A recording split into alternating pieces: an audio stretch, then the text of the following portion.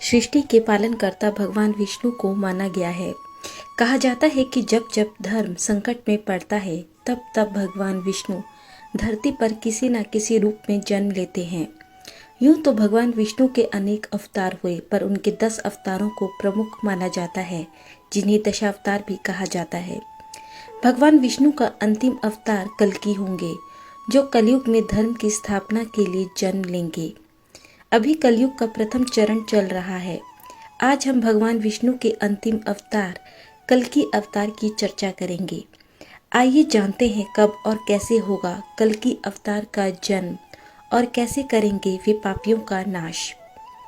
कल्कि अवतार का जन्म श्रीमद् भागवत पुराण के 12वें स्कंद में कहा गया है कि जब गुरु, सूर्य और चंद्रमा एक साथ पुण्य नक्षत्र में प्रवेश करेंगे तब भगवान कल्कि का जन्म होगा। कल्कि पुराण के अनुसार भगवान कल्कि का जन्म उत्तर प्रदेश के मुरादाबाद के पास स्थित संभल गांव में होगा।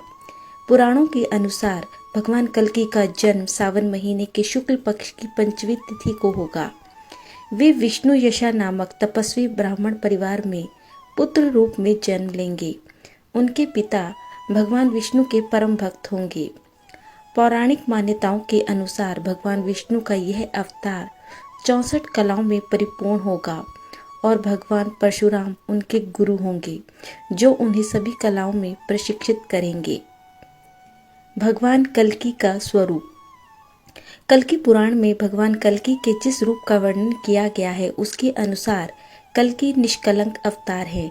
दिव्य गुणों से संपन्न कल्कि सफेद देवदत्त नामक घोड़े पर सवार होंगे। उनका रंग गोरा होगा, परंतु यही गोरा रंग पापियों के नाश के समय क्रोध के कारण काला भी हो जाएगा। युद्ध के समय उनके दोनों हाथों में तलवारें होंगी। इसके अलावा वे तीर कमान से भी पापियों का संहार करेंगे। भगवान कल्कि का पृथ्वी पर आना अभी शेष है।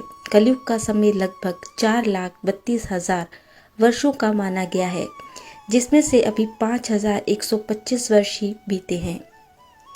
भगवान विष्णु के कल्कि अवतार में जन्म लेने का कारण। महाकाव्य महाभारत के रचयिता वेद व्यास ने हजारों वर्ष पूर्व ये घोषणा की थी कि जैसे जैसे कलयुग का समय बीतेगा पृथ्वी पर अत्याचार और पाप बढ़ता जाएगा, जिसके कारण सभी मनुष्य पाप के भागीदार बनेंगे। राजा शूद्र समान हो जाएंगे। व्यक्तियों में संस्कारों का नाश हो जाएगा। गुरु शिष्य परंपरा भी समाप्त होगी। लोग वेद व धर्म से हटकर बुराइयों और पाप में लिप्त हो जाएंगे। हत्या और लूट हर जगह होगी।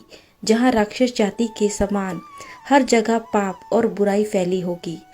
तब भगवान कल्कि अधर्म का नाश करने के लिए और धर्म की पुनर्स्थापना करने के लिए अवतरित होंगे। उस समय भगवान विष्णु कली का वध करेंगे और धर्म को पुनः स्थापित करेंगे। कौन होगा कली पुरुष? कलयुग में अधर्म का अवतार कली पुरुष रूप में होगा। कल्कि पुराण के अनुसार उसे एक शक्तिशाली राक्षस के रूप में वर्णित किया गया है। कली पुरुष भयानक काले रंग के शरीर का एक बड़े मुंह वाला विशाल और कुरूप दिखने वाला राक्षस होगा। पौराणिक कथा के अनुसार कली पुरुष की रचना द्वापर युग के अंत में भगवान ब्रह्मा द्वारा की गई थी। माना जाता है कि जब कलयुग अपने चरम पर होगा उस समय हर व्यक्ति के दिल में क्रोध, घृणा, हिंसा, भय और पाप के रूप में कली राक्षस का जन्म होगा।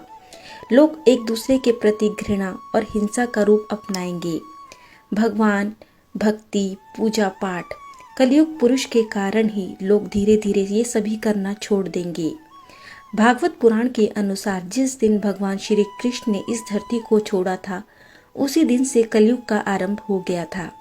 माना जाता है कि कली का अस्तित्व हर युग में माया, क्रोध, घमंड और हिंसा के रूप में रहा है, क्योंकि अभी कली परिवार के ये सभी सदस्य हैं। कई साल पहले जब देवताओं और दानवों के बीच समुद्र मंथन हुआ था तो कली यानी कलयुग के देवता का जन्म हुआ। उस समय अमृत के प्रभाव से कली मृत्यु से बच गया। कली ने हर युग में धर्म को नष्ट करने की कोशिश की, लेकिन हर बार भगवान ने पृथ्वी पर अवतार लेकर धर्म को नष्ट होने से बचाया।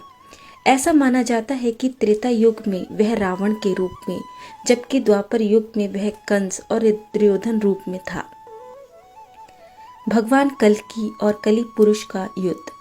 माना जाता है कि विष्णु के 10वें अवतार भगवान कल्कि का जन्म कलि द्वारा पैदा की गई बुरी शक्तियों का नाश करने और धर्म की स्थापना करने के लिए होगा। भगवान कल्कि की सहायता के लिए पृथ्वी पर रह रहे 7 चिरंजीवी पुनः जीवित हो उठेंगे, जिनमें अश्वत्थामा, दैत्यराज बलि, भगवान परशुराम, विभीषण, कृपाचार्य, महर्षि वेदव्यास, ऋषि मार्कंडेय और हनुमान जी फिर से जीवित होंगे और कलि के साथ होने वाले भयंकर युद्ध में भगवान कल्कि का साथ देंगे। माना जाता है कि कलियुग के अंतिम चरण में कलि राक्षस अत्यधिक शक्तिशाली हो जाएगा। रावण से कई हजार गुना शक्तिशाली कलि अपनी बुराइयों के साथ समाज पर हावी हो जाएगा। लूटपाट, चोरी, हत्या जैसी बुराइयां चरम पर होगी।